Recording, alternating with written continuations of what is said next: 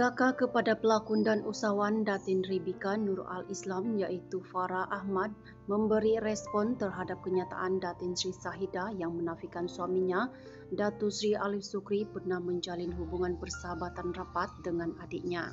Jelas Farah Ribika seorang individu yang banyak memberikan sokongan terhadap perniagaan pasangan suami isteri itu yang dikenali sejak zaman adiknya aktif sebagai model.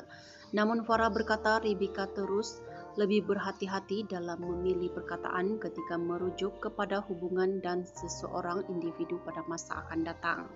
Dia ni pilihan perkataan. Bila kenal dengan seseorang, dia akan mention sebagai kawan, tapi saya dah nasihatkan dekat dia, jangan guna perkataan kawan.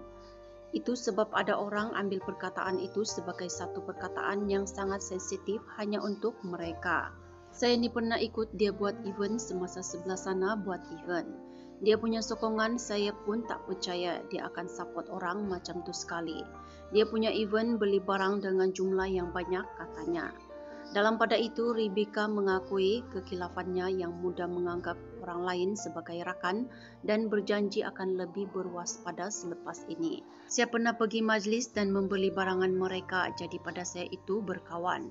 Kalau saya jemput awak datang ke majlis saya, mestilah kita berkawan. Tapi betul kata kakak saya, mungkin kami hanya kenalan. Tak mengapalah, tak berkawan pun tak apa.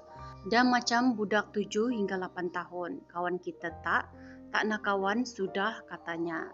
Terdahulu timbul spekulasi apabila seorang pengguna media sosial meninggalkan komen bahawa Alif Sukri kelihatan tenang apabila tercetus isu melibatkan keluarganya dengan Ribika kerana didakwa dia dan aktris itu berkawan sejak era peragaan model dahulu. Bagaimanapun, Sahida menolak dakwaan kononnya suaminya itu berkawan baik dengan Ribika selain menyifatkannya sebagai cerita tidak berasas.